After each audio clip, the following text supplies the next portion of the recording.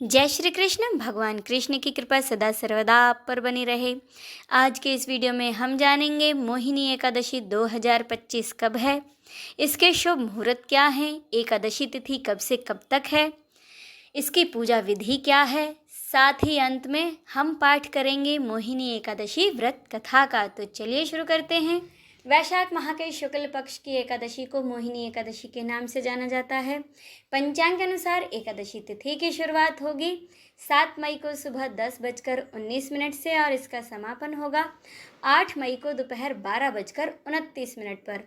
उदय तिथि के अनुसार मोहिनी एकादशी का व्रत 8 मई को रखा जाएगा। मोहिनी एकादशी व्रत का पारण किया जाएगा 9 मई को सुबह 5:34 से 8:16 के बीच। अब जाने पूजा विधि। मोहिनी एकादशी के दिन सुबह जल्दी उठकर स्नान ध्यान से निवृत्त होने के बाद जहाँ तक हो सके पीले वस्त्र धारण करने चाहिए या फिर स्वच्छ वस्त्र धारण करें। अब एक चौकी पर भगवान विष्णु की फोटो या फिर मूर्ति की स्थापना करें। साथ ही माता लक्ष्मी की मूर्ति या फिर फोटो की स्थापना करनी चाहिए। इसके बाद अगर आपके पास भगवान की मूर्ति है तो उसे स्नान कराएं। अगर आपके पास फोटो है तो उस पर गंगा जल के छींटे मारकर उसे एक कपड़े से पोंछ दें।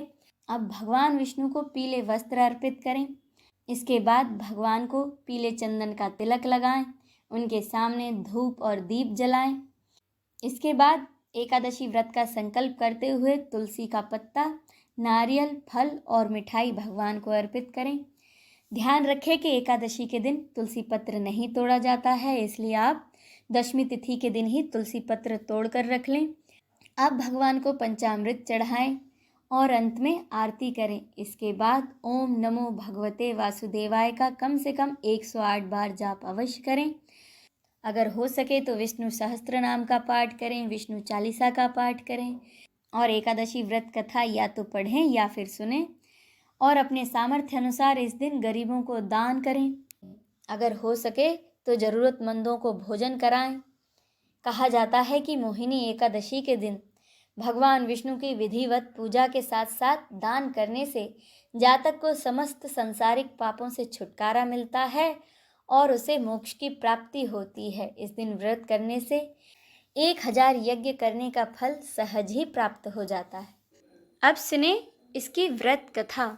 पौराणिक कथा के अनुसार सरस्वती नदी के तट पर भद्रावती नाम की एक नगरी में द्युतिमान नामक चंद्रवंशी राजा राज करता था।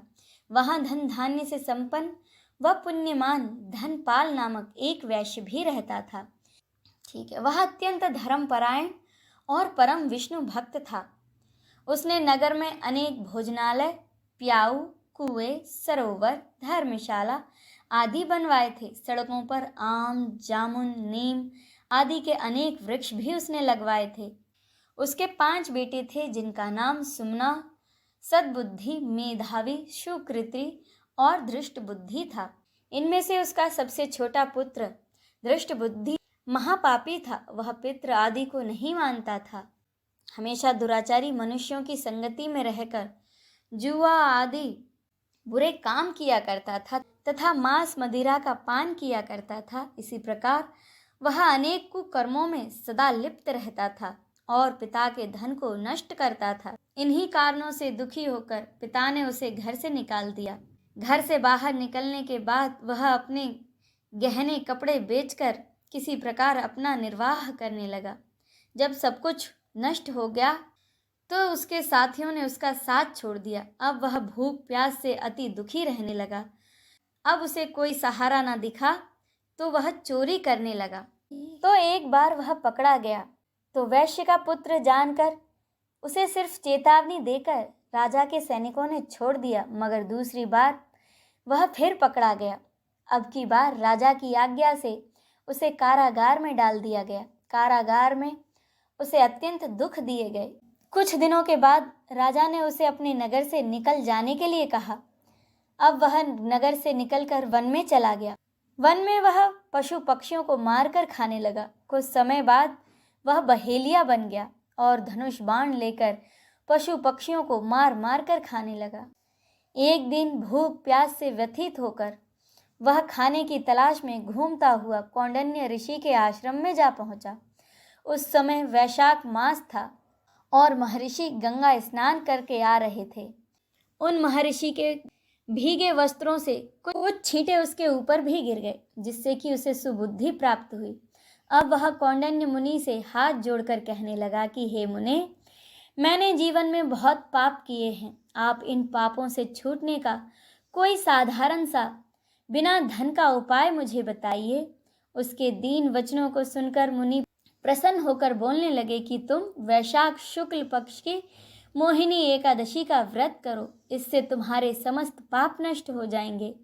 अब तो मुनि के वचनों को सुनकर वह अत्यंत प्रसन्न हुआ और उसने मुनि के द्वारा बताई गई विधि से पूरी श्रद्धा के साथ मोहिनी एकादशी का व्रत किया। इस व्रत के प्रभाव से उसके सभी पाप नष्ट हो गए और अंत में वह गरुड़ पर बैठकर विष्णु लोक को चला गया। बोलिए लक्ष्मीपति भगवान विष्णु की जय। हर हर महादेव।